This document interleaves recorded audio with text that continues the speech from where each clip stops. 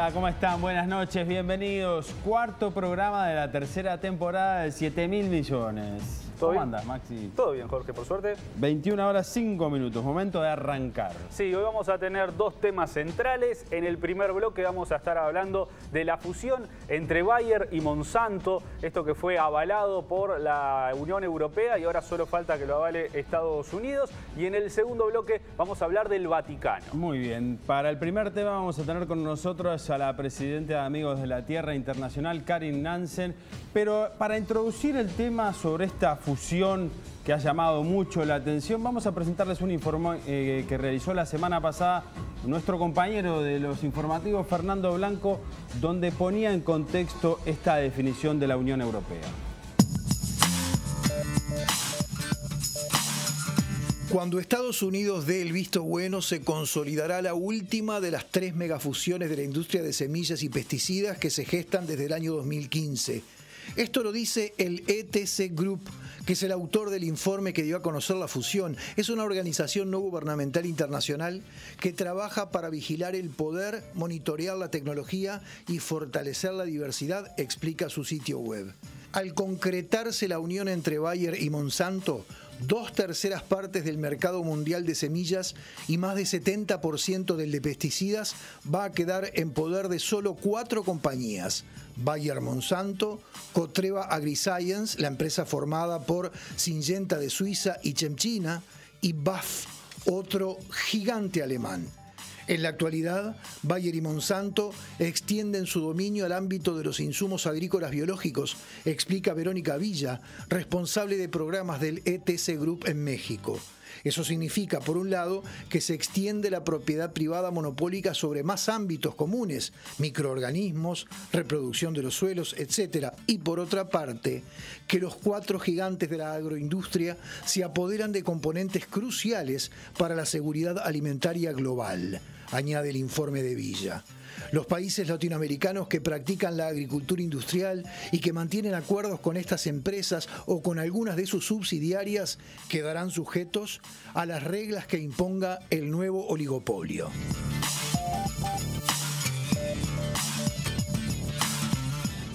Bien, ya estamos acá entonces con Karin Nansen para hablar de este tema, pero tenías para comentarnos, sí, Maxi. Porque ustedes pueden participar también de 7.000 millones, nos pueden mandar sus opiniones a través del SMS o del WhatsApp al 092 1040 74 y si no a través de Twitter en nuestra cuenta oficial @7mmillones. Muy bien, notable, comenzamos. Bienvenida, muchas gracias por estar con nosotros. Gracias a ustedes.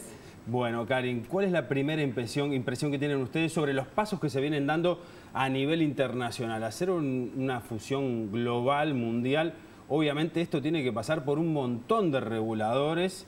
Parecería que se logró la aprobación a nivel de Europa, falta, por ejemplo, en Estados Unidos que se concrete. Sí. ¿Qué son Bayer y Monsanto juntos? Bueno, sin duda son empresas líderes en el sector de la agricultura y ya tienen un control bastante importante, ¿no es cierto?, tanto del mercado de semillas como del mercado de pesticidas. Con esta fusión lo que se hace es consolidar el liderazgo de estas empresas, ahora convertida en una sola empresa, ¿no es cierto?, si es aprobado, como ustedes dicen, en Estados Unidos. Y esto implica que vamos a estar ante una megacorporación, ¿no es cierto?, con un control muy importante del mercado de semillas, ¿no? Sería 2/3 del mercado global de semillas y un 70% del mercado de pesticidas. Entonces, esto preocupa, ¿no es cierto?, porque la expectativa era que a nivel de la Unión Europea se rechazara esta fusión porque muchas organizaciones de la sociedad civil, pero también de distintos ámbitos, de la academia y demás, han cuestionado esta fusión, ¿no es cierto?, que permite tanto poder en una sola empresa. La Comisión Europea, de todas formas, le puso ciertas condiciones a Bayer a la hora de la fusión. Por ejemplo, Bayer informaba que las condiciones cubren en particular la desinversión en ciertas unidades de negocio de Bayer, incluyendo el negocio mundial de semillas de cultivos como canola, algodón, la plataforma de investigación y desarrollo para el trigo híbrido. O sea, la Unión Europea, de todas formas, quiere apretar un poco esta fusión. Sí, hay posiblemente algunas áreas de inversión, tanto de Bayer como de Monsanto, Monsanto, si Monsanto también posiblemente sea presionada por el Departamento de Justicia de Estados Unidos, que es quien tiene que aprobar.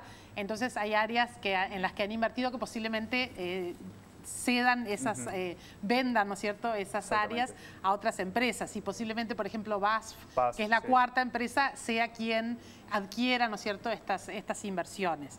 Ahora, de todos modos, estamos frente a una mega empresa con implicancias en temas, por ejemplo, como propiedad intelectual, pensamos, ¿no? O sea, una de las resistencias que ha surgido desde la sociedad civil, pero sobre todo desde las organizaciones campesinas y de pequeños agricultores, ha sido la imposición de derechos de propiedad intelectual sobre las semillas, que se ha dado a partir de la creación de la Organización Mundial de Comercio, ¿no es cierto? Con variaciones, ¿no? En algunos países una legislación mucho más restrictiva, en otros países menos restrictiva, pero bueno, en la medida que estas empresas adquieren más y más poder, también adquieren más poder de cabildeo y de presión, ¿no es cierto? Lo que puede afectar, por ejemplo, la legislación en propiedad intelectual. Estas empresas, por ejemplo, también tienen mucho poder de presión y de cabildeo en lo que respecta a los tratados de libre comercio, ¿no es cierto? En la medida que insisten por normativas mucho más restrictivas en el uso de las semillas que ellos controlan, digamos, ¿no? De las que ellos son propietarios. Eso es un ejemplo, digamos. Ahora adquieren más, por eso es que se plantea. Además, el otro elemento que preocupa mucho es que los datos hoy tienen un valor a nivel mundial, la información, ¿no es cierto?, tiene un valor a nivel mundial muy importante, y sobre todo con el desarrollo de nuevas tecnologías, en el caso de la agricultura, como la biología sintética, la edición genómica, y esto implica que estas empresas además van acumulando poder en términos de la información que manejan, ¿no es cierto?, y todo lo que es el futuro desarrollo en la agricultura, por ejemplo, la investigación y el desarrollo en la agricultura, ¿no?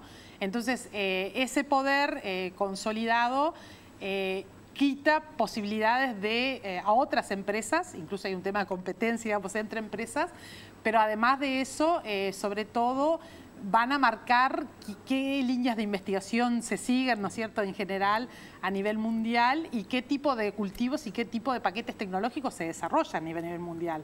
Si hoy estamos enfrentados, por ejemplo, al tema de transgénicos, y Monsanto ha sido muy cuestionada en ese sentido, ¿no es cierto?, por la imposición de unos cultivos que han facilitado la expansión del agronegocio y de un paquete tecnológico que consideramos afecta tanto al medio ambiente como a la salud, pero también los derechos de las poblaciones en general y sobre todo los pequeños agricultores. Hoy tenemos esa situación ya con Monsanto. En la medida que esta empresa va a ser una empresa incluso más poderosa, los riesgos son mucho mayores, ¿no es cierto? Una de las cosas increíbles que uno siente cuando observa todo este tipo de movimientos a nivel mundial es que, por otro lado, cada vez que salen las informaciones de Naciones Unidas anualmente, hay unas 800 millones de personas que todavía tienen un déficit alimentario en el mundo. Si fueran tan poderosos, tan buenos y tan poderosos estos intereses, ya deberíamos tener el tema de la alimentación resuelto. ¿Con qué lo asocian ustedes esto? Bueno, en realidad porque nosotros entendemos que estas empresas no tienen como finalidad alimentar a la población mundial, que en realidad es la propaganda, ¿no es cierto?, que difunden, es que su cometido, sobre todo con el desarrollo de nuevas tecnologías, era alimentar a la población mundial. Y como tú dices, ha quedado demostrado que en realidad no se ha resuelto el problema del hambre, sigue siendo terrible, ¿no es cierto? Y el problema de la desnutrición también. Entonces, lo que queda de manifiesto es que no es su propósito alimentar a la gente, sino generar ganancias, que es la lógica, digamos, intrínseca de estas empresas.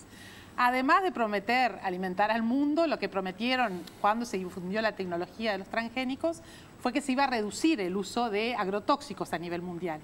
Y en realidad lo que vemos en todos los países, incluido el nuestro, es que ha habido un aumento del uso de agrotóxicos, sobre todo, por ejemplo, de herbicidas, ¿no?, que es el caso de Uruguay. ¿De qué hablamos de agrotóxicos? ¿Tú a todos los agroquímicos los agrupás dentro del término agrotóxicos? Bueno, nosotros en realidad decimos agrotóxicos porque en realidad son biocidas, digamos, ¿no? Son químicos que fueron creados para eliminar, ¿no es cierto?, vida, que puede ser tanto lo que son considerados malezas como insectos, insectos, hongos, hierbas, fungicidas, insecticidas y herbicidas. Exacto. Y en nuestro país ha aumentado mucho.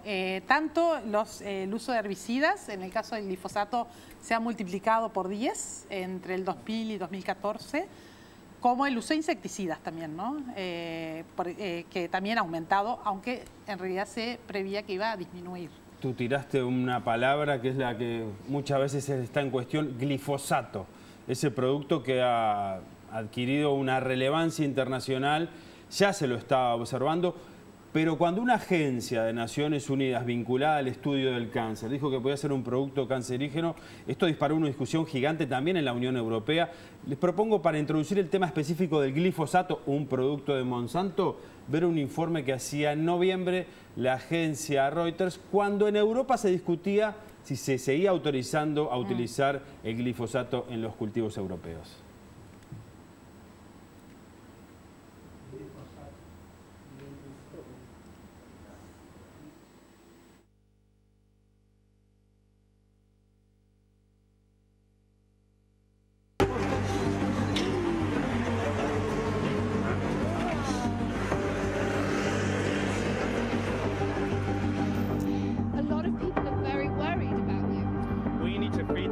We need to eradicate the world of weeds, and we've got glyphosate. That's the safest chemical in the world. Tell me about your science. Member states have shown clear opposition to the Commission's current proposal for renewal of glyphosate, so we want the Commission to come out with a non-renewal, a full ban. Thank you.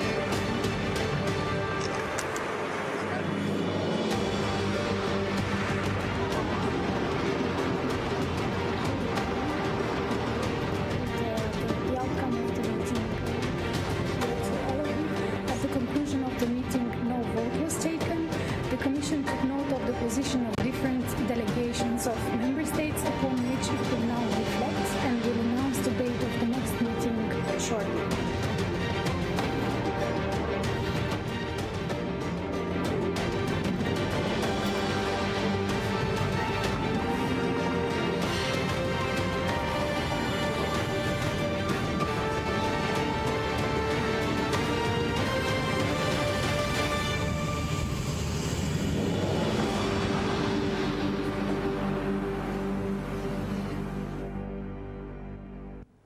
Ahí teníamos el glifosato como un producto que genera toda esta polémica en Europa y que obviamente es algo que preocupa, ¿verdad?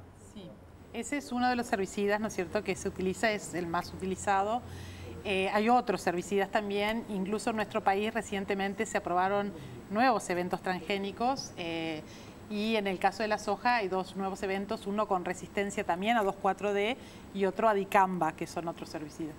Y en realidad lo que estamos hablando es de productos incluso más tóxicos y bueno, también ha generado, digamos, mucha discusión y controversia a nivel internacional. En el caso de nuestro país se aprobaron estos eventos sin el acuerdo del Ministerio de Salud Pública y de la Dirección Nacional de Medio Ambiente. Exacto, fue en diciembre del año pasado y, como digo, no contaron con el acuerdo ni del Ministerio de Salud Pública ni de la Dirección Nacional de Medio Ambiente, porque ambos tenían reparo, ¿no es cierto?, frente a la aprobación. Fueron aprobados igual por el Gabinete de Bioseguridad por otros ministerios. Ahora, nosotros, por supuesto, también cuestionamos este tipo de aprobaciones porque, por un lado, está clarísimo de que no hay consenso a nivel del Estado y que los ministerios y direcciones que tienen que regular en favor de la salud pública y del medio ambiente consideran que no es tan seguro, ¿no es cierto?, como plantean los demás ministerios. Entonces, y ahí específicamente hubo una presión de Monsanto, ¿no es cierto?, ya ha trascendido, ¿no es cierto?, en la prensa, que hubo presión de Monsanto para que se aprobara uno de estos eventos, ¿no es cierto? Entonces, ahí vemos cómo funciona muchas veces la presión de estas empresas a la hora de definir, ¿no es cierto?, qué tipo de tecnologías se aprueban y qué tipo de tecnologías se impulsan. Y sin dudas también a nivel internacional pasa lo mismo, no es que pase solamente en nuestro país. Ahora, esta fusión nos puede llevar a pensar, y seguramente muchas personas ya lo han pensado, que para ellos se transforma en un negocio redondo, ¿no? Una teoría quizá un tanto conspirativa, pero tiene la posibilidad de enfermarte por un lado y después de curarte. ahí está el negocio. ¿Se puede pensar así? Bueno, nosotros en realidad no lo planteamos así porque, digamos, bueno, es algo controvertido, digamos, ¿no? Lo que nosotros sí planteamos es que, en todo caso, lo que prima es los negocios y el afán de lucro. Y eso es así sin duda, digamos, ¿no? Como decíamos antes, todas las promesas incumplidas de la industria biotecnológica demuestran de que la intención de la industria biotecnológica es generar ganancias, pero también expandirse, ¿no es cierto? Porque es una carrera de crecer o morir, digamos, ¿no? Entonces, la expansión para estas empresas y el crecer, ¿no es cierto?, es parte de su propia lógica de acumulación, ¿no es cierto? Entonces, eso es lo que nosotros cuestionamos, que no puede quedar la alimentación mundial o la agricultura a nivel mundial en manos de unas pocas empresas. Ahora, para dar también una visión positiva, porque ustedes preguntaban, bueno, en realidad quienes producen alimentos a nivel mundial por ahora continúa siendo la producción agropecuaria familiar y campesina. O sea, la mayor parte de los alimentos a nivel mundial, los alimentos que son realmente alimentos que consume la gente, los produce la producción agropecuaria familiar y campesina. Y esto lo plantea la propia FAO. La FAO habla del 70% de los alimentos a nivel mundial, con las mujeres jugando un papel fundamental en esa producción de alimentos. Entonces, no es que estamos diciendo que hoy la agricultura o que la alimentación en el mundo está en manos de estas empresas. Sí, una superficie cada vez mayor, porque lo que pasa con estas empresas es que sus paquetes tecnológicos, sus cultivos, pasan a dominar un área muy grande. Y en realidad la agricultura familiar y la agricultura campesina con muy poquita tierra, el grupo ETC calcula que alrededor del 20 y poco por ciento de la tierra produce la mayor parte de los alimentos. Entonces, la solución para nosotros está en esa producción agropecuaria. No estamos cuestionando la producción agropecuaria, sino lo que decimos, la respuesta está en la producción agropecuaria familiar, en la producción campesina.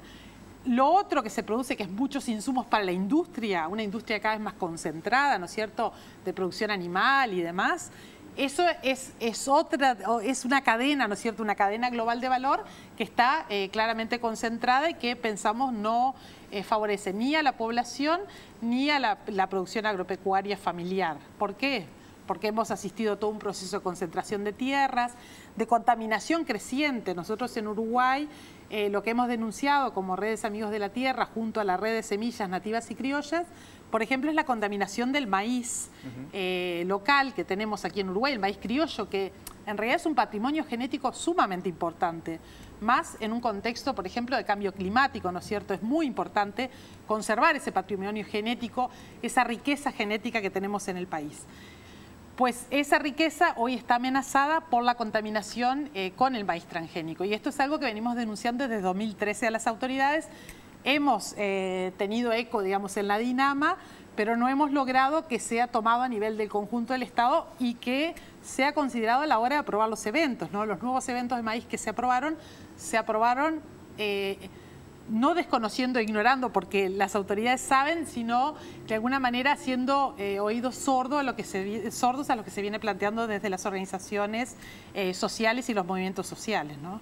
Muy bien, Karen Nansen, gracias por estos minutos aquí en la televisión pública para compartir el punto de vista de Amigos de la Tierra Internacional que tú presidís sobre toda esta fusión que genera muchos llamados de atención a nivel internacional. Queríamos abordarlo aquí en 7.000 millones. Gracias a ustedes por abordarlo porque sin duda es sumamente importante difundir la información. Muchas gracias, Karin.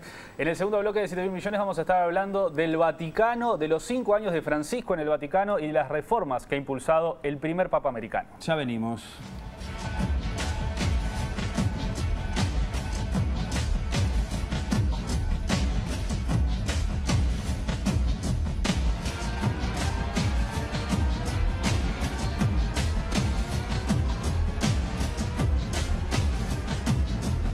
Y les recordamos que ustedes pueden opinar aquí en 7.000 millones a través del 092 1040 74 y a través de nuestra cuenta de Twitter @7mmillones. Muy bien.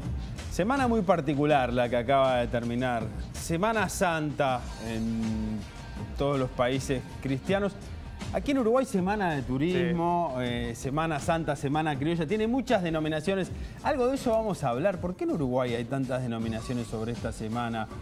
Que a nivel internacional, obviamente, yo por lo menos a mí me interesa mucho el tema de la historia de las religiones Y cuando se habla sobre este tema, te hablan de catolicismo y como que involucrara a todo el mundo cristiano. En realidad, los católicos son apenas, o sin apenas, el 60% de los, según las estimaciones que hay, de los cristianos.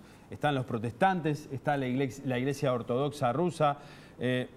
Lo que pasa es que en Uruguay no se habla de estos temas, no se habla de la historia de seres que seguramente han tenido mucho que ver con nuestra historia, pero como que hay una intención a veces de que estos temas no se hablen. Entonces dijimos, vamos a aprovechar la semana, vamos a conocer qué está pasando con la Iglesia Católica, qué está pasando en el Vaticano, aprovechando que tenemos un Papa, por primera vez, un Papa de Latinoamérica, el Papa Francisco. Bergoglio.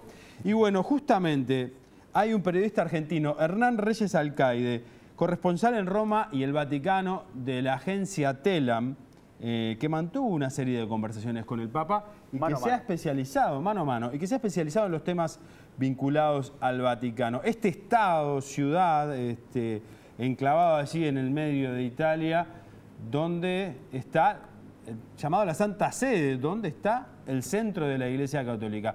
Vamos a ver entonces qué nos cuenta Hernán al respecto del papado de Francisco.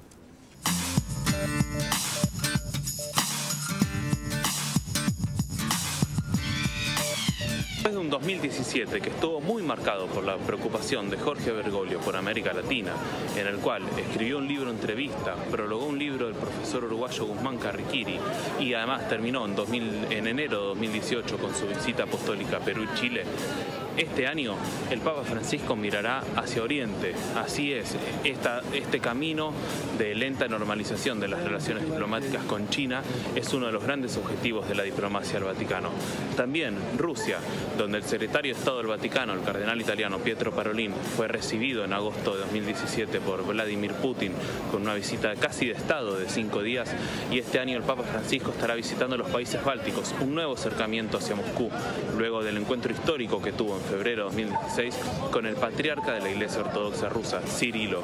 Así es, luego de un 2017 en el cual Papa Francisco, muy preocupado por América Latina, 2018 se espera que sea el año de Europa, con viajes ya confirmados a Irlanda, Suiza, Estonia, Letonia y Lituania, y también de estos nuevos puentes que Jorge Mario Bergoglio está tendiendo hacia el Oriente, con el lento acercamiento pero decidido hacia China, y también con la construcción de una nueva relación diplomática con Moscú, con la Rusia de un recientemente legitimado en las urnas Vladimir Putin. Dentro de la Iglesia, Jorge Francisco inicia su 6º año como pontificado en este 2018 con el objetivo de llevar a cabo varias de las reformas que viene impulsando. En particular, junto al grupo de 9 cardenales que lo asesora, el denominado C9, la sanción de una nueva constitución apostólica que reemplaza a la Pastor Bonus, que es la actual, que está vigente desde 1988. En ese marco, la decisión de Francisco es llevar adelante una descentralización de la Iglesia con una mayor sinodalidad, y para ello ya está trabajando junto a estos cardenales desde el mismo año 2013 en el que fue elegido Jorge Mario Bergoglio como el Papa número 266 de la Iglesia Católica. Esta comisión de cardenales que el Papa Francisco impulsa tiene como uno de sus retos también crear nuevos dicasterios, lo que serían los ministerios del Vaticano. Entre esos que ya ha creado está uno dedicado al desarrollo humano integral y también la famosa Secretaría para las Comunicaciones, en la cual ha reunido bajo una sola órbita todos los medios de comunicación del Vaticano.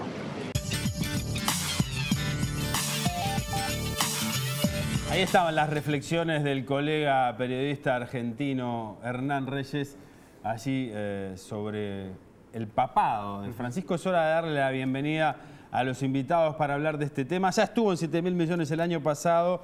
Miguel Pastorino, bienvenido, licenciado en Filosofía, docente e investigador. ¿Cómo estás? Muy bien, muy buenas noches. Gracias. Bienvenido. Y también está con nosotros por primera vez en 7.000 millones Pablo Coimbra, sacerdote, ecónomo del Arzobispado y director del Departamento de Comunicación de la Arquidiócesis de Montevideo. Bienvenido. Bueno, muchas gracias por la invitación. No, un gusto.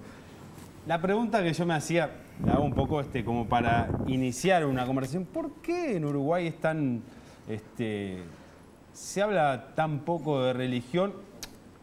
A ver, ¿por qué a veces se ha intentado tapar las celebraciones cristianas vinculadas al catolicismo también con otro tipo de celebraciones? ¿Por qué es eso? Bueno, en realidad esto tiene que ver con nuestra historia, es algo muy particular y único. De hecho, la laicidad no existe, la laicidad. Hay muchas laicidades, hay muchos países con experiencias de laicidad, Turquía, nada que ver con el nuestro, México tampoco, Estados Unidos. Es decir, uno puede ver qué pasó en Uruguay. Bueno, obviamente conocemos la historia, de hecho puedo recomendar, porque los tiempos de medios son cortos, el libro de Gerardo Caetano, El Uruguay laico, donde desarrolla toda la historia de este problema, que es que justamente la laicidad en el Uruguay se entendió más que como simple neutralidad ante lo religioso de parte del Estado, sí, como una invisibilización de lo religioso, como una exclusión. De hecho, por ejemplo, en nuestra educación pública no hay historia de las religiones, que no quiere decir que tengan que dar catequesis en la universidad. Teología. Sino que vos tengas, y ni siquiera teología, que también podría ser, sino que vos tengas, por ejemplo, conocimiento de la historia de las antiguas religiones, Egipto, Grecia, el Islam, el cristianismo. Por ejemplo, porque en el pizarrón la maestra pone hoy es lunes 2 de abril de 2018. ¿Y ese 2018 de dónde sale? Claro, bueno, entonces tenemos empezando por ahí, ¿no? Exacto. Pero escuela, liceo, universidad en general, los uruguayos tenemos bastante ignorancia con respecto al tema religioso por una razón histórica. De hecho, tú lo mencionaste al pasar, el Estado uruguayo, obviamente en el 19, es decir, donde aparece la secularización fuerte, la separación, la ruptura. ¿Que la promueve quién? Bueno, obviamente el vallismo de modo radical, pero que eso ya venía de antes. Y interesante, un dato que no muchos saben. ¿Pero quiénes la promovían? ¿Quiénes la promovían? Bueno, lo que pasa es que la promoción, en realidad... Esa laicidad, o sea, había un... Había muchas corrientes ideológicas y filosóficas en todo el país. Sí. De hecho, el liberalismo ya en el siglo XIX es el que fomenta la Semana del Turismo mucho antes de que aparezca como decreto. Ah, sí. Sí, pero a lo que voy, para que vean lo complejo de la situación, Monseñor Mariano Soler, primer arzobispo de Montevideo, que muere en 1906, creo, si no me equivoco, él, en cartas a obispos amigos de Estados Unidos, les dice que el Uruguay necesita una iglesia libre y un Estado libre. O sea, el arzobispo de Montevideo ve la separación como algo positivo. Aunque no se dio de un modo muy pacífica la separación y trajo conflictos, no es algo negativa esa separación porque da una libertad al Estado respecto de lo religioso. Obviamente. Ahora, claramente, el modo en que se dio en la educación y en lo político y en lo social es una exclusión de lo religioso de lo público a nivel educativo y las grandes discusiones que hay en Uruguay con respecto al lugar de lo religioso en el espacio público. Bueno, leí la Virgen, la imagen Exacto. de la Virgen que se quiso poner en la playa y no se pudo, cuando tenemos una cruz inmensa en Boulevard Ortiz. Yo le escuché una vez decir algo interesante a la maestra Susana de Andrade, de los cultos afrobrasileños en el Uruguay, que decía, la ignorancia respecto de las religiones en el Uruguay genera discriminación, porque yo ante lo que no conozco tengo prejuicio, ¿no? Entonces, qué importante es conocer la religión del otro para no caricaturizarlo también. Bueno, es lo que pasa, por ejemplo, con los musulmanes, que hoy en día con el discurso que hay, todos piensan que los musulmanes son todos terroristas, son todos extremistas y no es nada que ver con eso. Bien. Coimbra, de vuelta a la bienvenida y preguntarle como responsable de comunicación, ¿cómo se observa toda esta situación que, como vemos, viene de hace más de un siglo en Uruguay, más de un siglo? Y yo quería que me dijeras la masonería, no me dijiste la masonería, que era quienes promovían esta separación entre la Iglesia y el Estado otros movimientos. Fuertemente. Sí. Bueno, lo que ha traído como consecuencia todo este movimiento secularizante en el Uruguay ha sido el silencio de la Iglesia. La Iglesia ha sido confinada a callarse la boca, a hablar solamente al interior de los templos. La religiosidad se entendió como algo que se tenía que vivir de manera privada. Pero lo cierto es que la fe cristiana particularmente es una fe que tiene que mostrarse a viva luz. Es decir, no está para guardársela en el interior, sino justamente el propósito mandatado por el mismo Jesucristo es vayan y anuncien. Es decir, que la tarea evangelizadora de la Iglesia forma parte de su naturaleza. Y por supuesto, cuando uno quiere anunciar algo, el tema de las comunicaciones es vital. Entonces, dentro de lo que es la función propia de la Iglesia están las comunicaciones. Por eso, en una ocasión, o una oportunidad, en una etapa de la historia, la Iglesia estuvo a la cabeza de las comunicaciones y luego ha quedado a la retaguardia. Ha habido una movida dentro de la Arquidiócesis de Montevideo en el que se ha ayornado, podríamos decir, todo el tema de las comunicaciones. Y bueno, en eso estamos, en un plan de comunicaciones que tiene por propósito, en el fondo, la evangelización. Ahora, en Uruguay vos hablabas del tema de poder exteriorizar esa fe. Vivimos en un país donde si el presidente en Navidad pone una bandera como esta que se ha visto en estos últimos años, la balconera, todo el mundo se alborota y se pone nervioso de que el presidente de un país laico está manifestando su fe. Y bueno, porque hemos entendido mal el concepto de laicidad y en realidad, en lugar de laicidad, deberíamos hablar de laicismo, que tiene más que ver con un aspecto ideológico, que tiene que ver con esto que decía hoy, es decir, que la Iglesia tiene que guardar silencio. Y por lo tanto cualquier manifestación pública de la fe trae como consecuencia este tipo de rechazos. Y siempre se invoca la laicidad como una cuestión que a nosotros también, desde el punto de vista de la Iglesia, nos parece algo positivo. Pero la laicidad entendida como un reconocimiento de la pluralidad en la que se mueve la sociedad, también en los aspectos religiosos, porque si no sería desconocer el aspecto espiritual del ser humano, que es parte también de la esencia humana, ¿no? Que no necesariamente el aspecto espiritual se tiene que expresar con una religión concreta, ¿verdad? No necesariamente, por supuesto. Evidentemente uno puede orar, meditar, por ejemplo, el budismo no tiene una concepción de una religión monoteísta, pero tiene una vida espiritual, promueve una vida espiritual en miles de millones de personas alrededor del mundo también. Eso que vos decís, el Uruguay tiene el mito de que el Estado es laico, pero el país no es laico, porque la sociedad uruguaya tiene un 80% de personas que dicen creer en Dios. Sin embargo, los católicos... ¿Datos? Sí, la investigación de Néstor da Costa, sociólogo uruguayo, doctor en Sociología de la Religión, vienen a investigar, hizo una investigación en toda América Latina con un equipo grande y tiene datos recientes, por ejemplo, de que en el Uruguay somos el país de América Latina que tiene un más alto porcentaje de personas que se llaman creyentes no afiliados, es decir, personas que tienen creencias espirituales y religiosas, pero no adhieren a las instituciones religiosas. En Uruguay eso es un 24% hoy, según la investigación de Da Costa. Y en el mundo entero está creciendo, o sea, son los que se llaman creyentes no afiliados, pero un problema que se ha generado en el Uruguay es que por no entender esa diferencia, cuando se hacen encuestas, que han salido mal muchas veces, se pregunta, ¿usted practica alguna religión? La persona dice no, y le ponen agnóstico o ateo. Claro. No le preguntaron si creían algo sobrenatural, si creen la vida después de la muerte, si creen un Dios, y resulta que después los números dan distinto. Que si bien tenemos el porcentaje de ateos más alto de América Latina, digamos, no es como a veces se dice la mitad de la población del Uruguay, no. O sea, en realidad, si el 80% afirma creer en Dios, pero no quiere decir el Dios cristiano, sino de una gran diversidad de creencias. De hecho, los católicos hoy están en un 40 y algo %, los nominales, o sea, los que se confiesan católicos públicamente. Pero los practicantes, es decir, aquellos que celebran la misa, que digamos que se dicen católicos en la vida práctica, están en un 4%, de Montevideo, 4%. O sea que el catolicismo en la práctica no es una mayoría, y sin embargo no se lo percibe así. De hecho, tú decías antes de que entráramos el tema del mundo evangélico, protestante. Por supuesto, sí. En Uruguay son un 11% los cristianos no católicos, evangélicos, un 11%. Entonces uno dice, bueno, hay una gran diversidad religiosa en el Uruguay, una gran diversidad de creencias, el Estado es laico, pero la sociedad no es laica en ese sentido. Bien, uno de los factores que llama mucho la atención a quienes promueven o están directamente en una situación de que lo que promueve la Iglesia Católica les rechina, es directamente hablar del tema dinero, del tema poder económico de la Iglesia, no solo en Uruguay, sino que hablan de las riquezas del Vaticano y por qué no se las dan a los pobres directamente así, por qué no hay una distribución de esa riqueza, por qué las iglesias tienen tanto poder, por qué están exoneradas de impuestos en Uruguay, por ejemplo, son todas preguntas que se hacen. Vamos a hablar de este tema, pero si les parece vamos a ver primero el video de otro periodista, en este caso italiano, Gianluigi Nuzzi, un periodista e investigador del Vaticano, entrevistado también por una periodista italiana, hablando sobre los intentos que ha hecho el Papa Francisco de lograr que los dineros de la Iglesia sean distribuidos de otra manera, los intentos de reforma del Instituto de Obras para la Religión, que es el Banco Vaticano.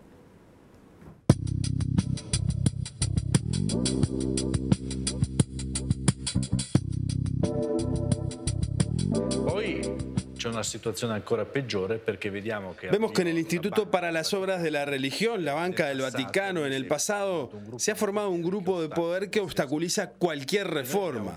Tenemos al Papa Francisco que desde Plaza San Pedro dice que tenemos que ayudar a los pobres y hace de la pobreza el centro de su pontificado. Y muchos en la curia, en el Vaticano, están contentos de que él se dirija a las multitudes, mientras quienes están dentro de los palacios sagrados continúan con sus negocios personales y cuidan el vil dinero. Los mercaderes están en el templo. ¿El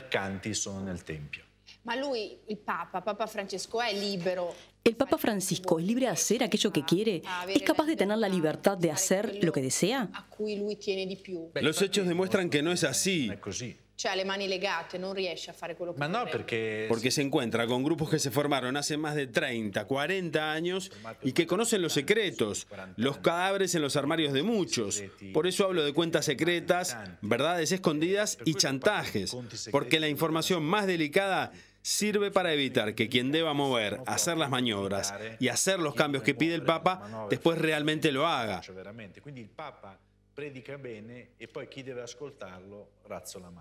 ¿El Papa Francisco es un hombre solo? Está en una monarquía absoluta, porque el Estado, Ciudad del Vaticano, es una monarquía absoluta. Por lo tanto, si él escribe una ley, esta debe ser aplicada de inmediato. En realidad, una vieja mentalidad le pone el palo en la rueda. ¿Qué sería este bloque de poder del cual habla usted? ¿Quiénes son? ¿Son los cardenales?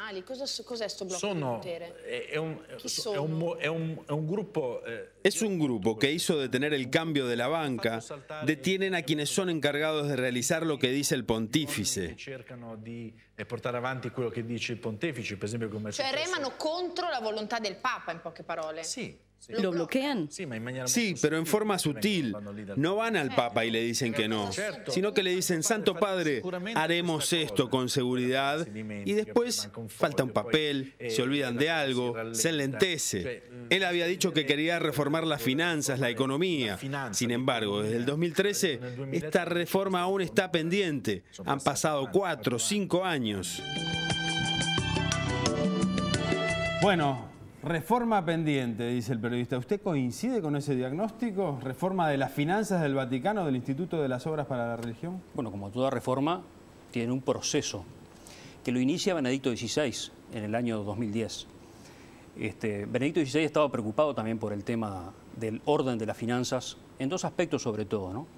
Por un lado, cosa que es enteramente cierta, los balances del Vaticano han dado déficit en los últimos años, lo que habla de una ineficiencia en el manejo desde el punto de vista administrativo de las finanzas.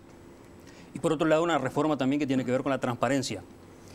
Y esto último es lo que ha puesto tal vez más hincapié el Papa Francisco, para lo cual conformó un Consejo de Economía con 7 laicos expertos en economía y un consejo conformado por 8 cardenales que se encargan de la reforma de la curia romana, que va más allá de los aspectos económicos. ¿La Constitución sería? No, porque en el informe mencionaba nuestro corresponsal allí que hay una intención de reformar, digamos, lo que sería, sí, lo que sería la Vaticana. parte política, podríamos decir, en el sentido amplio del término, ¿no? Sí.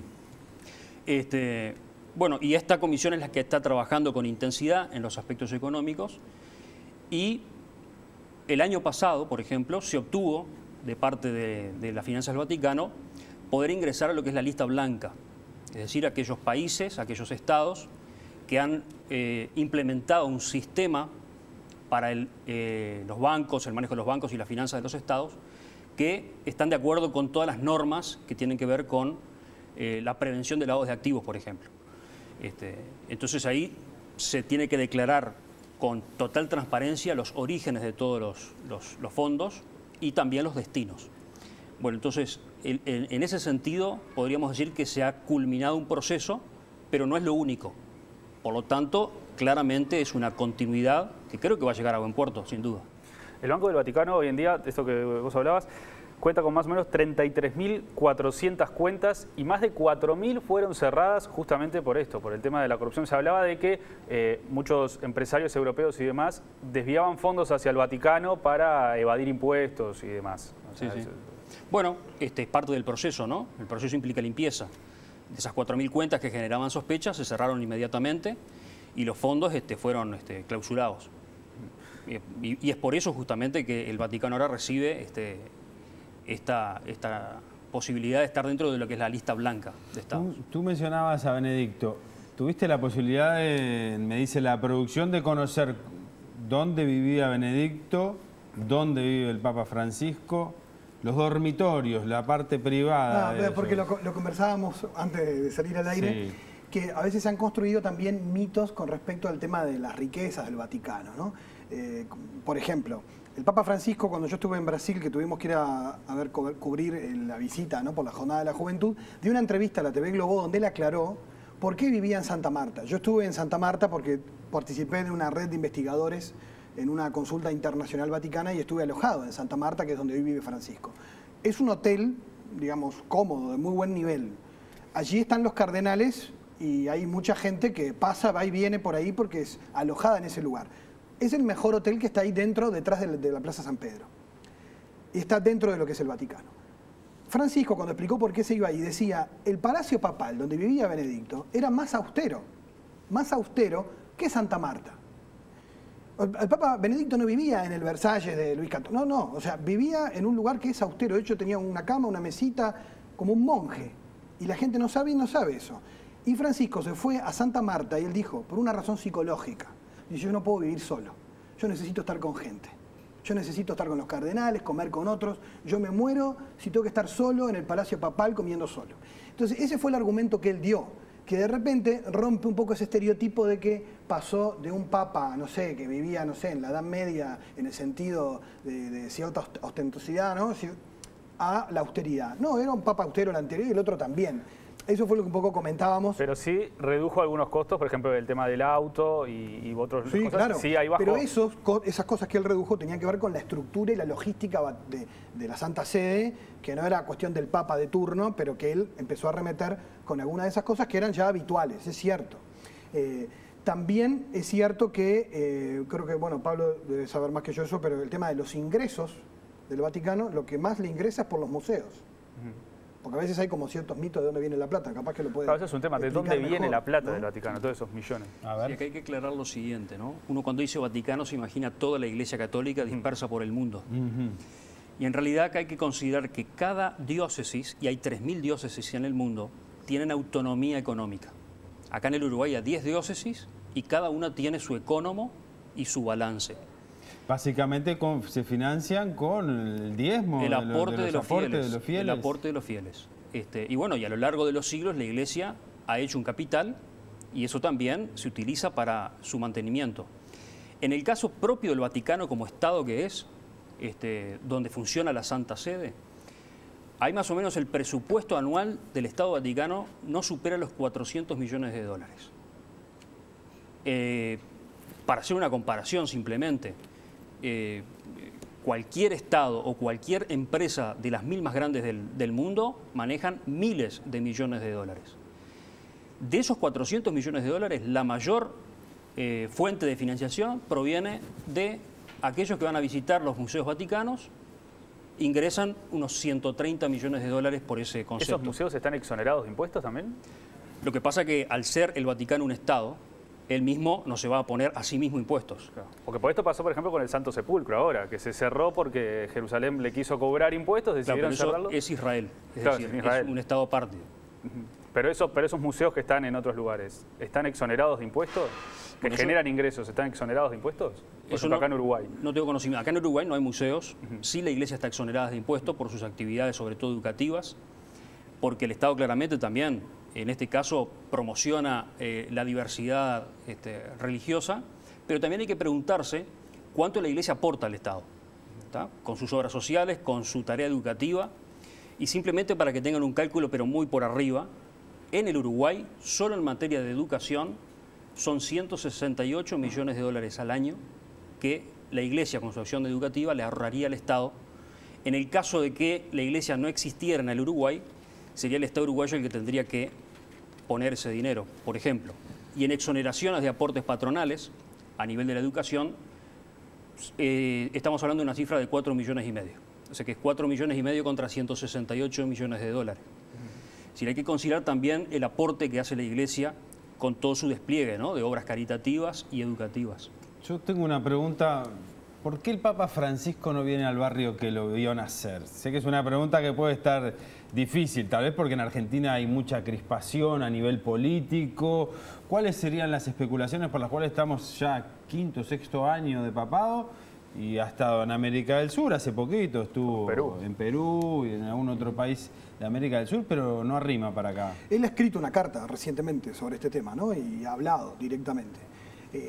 Más allá de lo que él haya dicho públicamente, los analistas vaticanistas y demás, e incluso hasta gente de Argentina, digamos que lo más consensuado, conociendo la Santa Sede y al Papa, es que justamente el problema de que se instrumentalice políticamente su visita en un país que además tiene elecciones mucho más seguido, ¿no? Es decir, donde permanentemente se politice el problema, es decir, lo primero que se planteó fue el no ser instrumentalizado. Eso fue lo primero como que salía. Pero después, claro, empiezan a aparecer otras versiones como, bueno, yo qué sé, el hecho de el no generar de repente conflictos en momentos de gran tensión con respecto a él o en sectores propios dentro del país, ¿no? Que a veces la brecha es muy fuerte y muy radicalizada. Pero eso es un poco lo que yo he leído de vaticanistas. Capaz que el padre Pablo tiene alguna versión más oficial. No, y Uruguay concretamente, porque prácticamente si viene Uruguay y no va a Argentina, sí, no, es como lo mismo, ¿no? Sí, o sea, claro. sería muy Estamos duro. muy hermanados como para... O sea que las explicaciones pueden ir por esa situación. Pero entonces. igual, de todas formas, vos decías como que se elige el punto en el que se va para evitar conflicto y demás. Y el año pasado fue que el Papa estuvo en Myanmar, en Bangladesh, en un país donde hoy en día se está llevando adelante un genocidio de budistas extremistas que están contra una minoría rohingya. El Papa se pronunció, pero tampoco fue que se hizo mucha fuerza sobre esa situación y es un país en un momento bastante complicado. Lo que pasa es que, a ver, hay una cosa también importante. ¿Cuál es el poder de la Iglesia? La Iglesia no tiene ejército, la Iglesia... ¿Cuál es el poder? Es un poder moral. O sea, de hecho, cuando Juan Pablo II intercedió muchas veces también entre países, tenía que ver con el peso moral de la Iglesia como llamadora a la reconciliación. Si vos, obviamente, tenés esa misión en distintos lugares de conflicto, vas a ir con esa misión de paz. Ahora, si el lugar en el que vas a ir, más que necesitar tu presencia va a ser causa de más conflicto, de radicalización política, claro. Y capaz que el bien que podés hacerle es la omisión, justamente porque también tenés que discernir y evaluar cuáles son las consecuencias sociales, políticas de tus actos. Entonces, bueno, hay veces que sí, que incluso se ha metido en zonas de riesgo, peligrando su vida, en países donde los conflictos, incluso el anticristianismo es muy radical y muy fuerte, ¿no? Entonces, yo creo que ahí hay que evaluar cada caso en particular. Ahora, te podría agregar también que he hecho visitas en América Latina, que cuando nosotros no entendemos el fenómeno religioso con sus particularidades, tenemos la miopía, y a veces es muy común en estos lugares, de hacer una lectura meramente política o económica. Que está ese dato, pero cuando vos lo restringís a eso, ¿qué ha pasado? Que se hace una lectura de las visitas del Papa en clave política y nada más. Cuando yo siempre digo, la Iglesia Católica tiene 1700 años más que la izquierda y la derecha. Y todo lo que diga cualquier Papa, cuando se mete con un tema, este Papa es zurdo. Se metió con este tema, este Papa es conservador. Y en realidad el Papa sigue al Evangelio. Y el Evangelio hace estallar muchas veces los esquemas ideológicos. Y eso es lo que a veces no hace fácil el análisis. Muy bien. Les agradecemos mucho por haber estado con nosotros. Realmente fue muy interesante a nivel de mejorar el conocimiento que hay disponible. Sobre todo en esta semana tan particular que uno como informativista muchas veces dice Semana Santa, Semana Criolla, Semana de Turismo. Y a ver, ¿por qué lo supongo que solo pasa en Uruguay. Sí, y los uruguayos las vivimos todas juntas, me parece. Y estamos acostumbrados también a los curas. Sí. Bueno, muchas gracias. Ya venimos con el último bloque de 7.000 millones.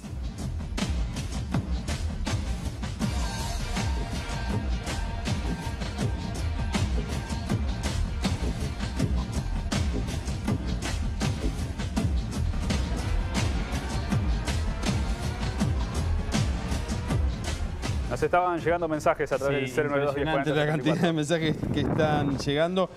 Voy a destacar uno que no lo tengo ahora a la vista, pero lo leí recién. Es el de una profesora de historia que nos dice que la historia de las religiones, cuando se estudian las distintas culturas, allí se da a conocer la historia. Es parte de los programas educativos. Sí, otros que hablan obviamente de la historia de la banca vaticana y de sus relaciones hace 40 años, hace 30 años, con algunos promotores de las dictaduras en América del Sur. Esta es otra de las reflexiones, pero están llegando... El tema puso polémica. Puso polémica. Ahora vamos a hablar de otros temas. Cuando uno está en el trabajo, a veces busca ponerle un poco más de onda, hacerlo más divertido, y se puede transformar el trabajo también en un hobby. Vamos a conocer el caso de unos basureros que se transformaron en músicos y con las mismas herramientas con las que trabajaban, hicieron una banda. Ahí va.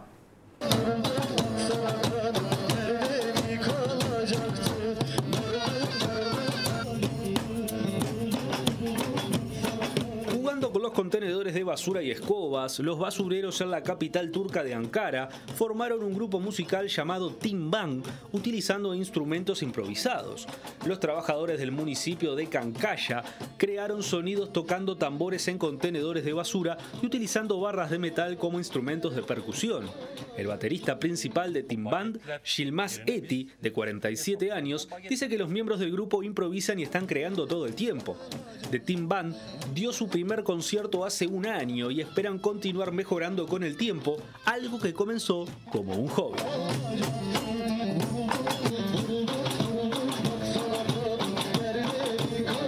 ¿Otras opiniones, Jorge? Bueno, mira, buenas noches. En el grupo de laicos contratado por el Vaticano para controlar la transparencia, ¿hay mujeres? Es el mejor periodístico internacional de la televisión uruguaya. Bueno, está. Pero pregunta si hay mujeres. Nos quedó, obviamente, para hablar con la iglesia, con representantes de la Iglesia Católica, podríamos hacer otro programa entero y capaz que lo hacemos. Sí, podemos hacer una segunda entrega sobre el mismo tema. Muy interesante. Pero es buena esa pregunta. Sí. Si había mujeres respaldando el rol de la mujer en la iglesia es todo un tema, ¿no? El C9, que es el grupo de los cardenales, son todos hombres, no, las mujeres no pueden llegar a ser papa. Bueno, esos otros temas que hablaremos más adelante. El matrimonio también. Que es una de las grandes diferencias entre la Iglesia Católica y el resto de las iglesias cristianas, por ejemplo, todas las protestantes, donde me dicen que estamos pasados, pero termino la oración.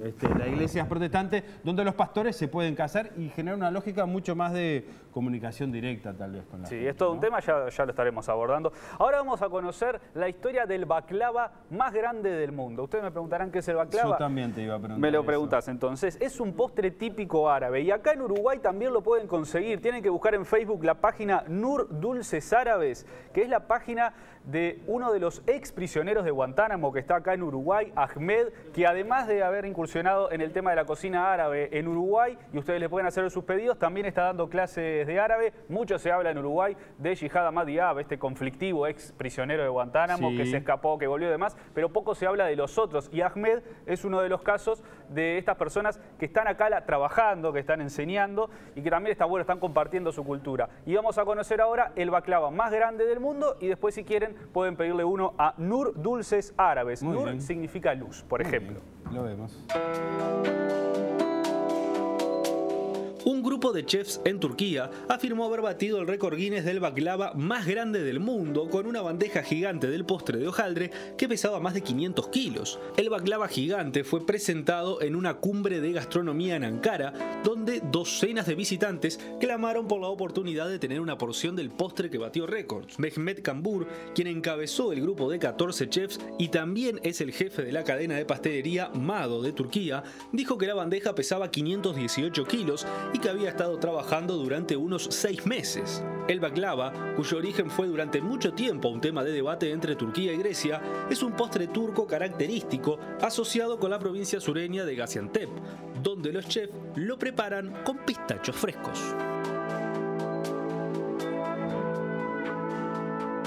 Bueno, si les gustó el postre y quieren saber cómo sabe y demás, Nur Dulces Árabes. A través de Facebook le pueden pedir a Ahmed que se los manda a sus domicilios y también pueden preguntarles por clases de árabe. Excelente, bien. Nos vamos entonces con esta recorrida que hicimos hoy, que sigue generando repercusiones a nivel de mensajes. Tenemos repetición de 7.000 millones. ¿Cuándo es? Para todos los que están escribiendo, si agarraron empezado el programa, el domingo a las 12:30 del mediodía pueden volver a ver 7.000 millones, si no en la cuenta de YouTube de Televisión Nacional. Mañana ya está ahí el programa. Domingo 12:30. Nos vamos como casi siempre con música. En este caso un tema de la banda que se llama Pearl Jam. Esta banda tiene un tema que se llama Do The Evolution y a finales del siglo pasado, hablando de la evolución, hizo un video tremendo, da un punto de vista recontra negativo, pero es divertido ver cómo crearon este video impresionante que se llama Do The Evolution. Nos vemos el lunes que viene. Chau, chau.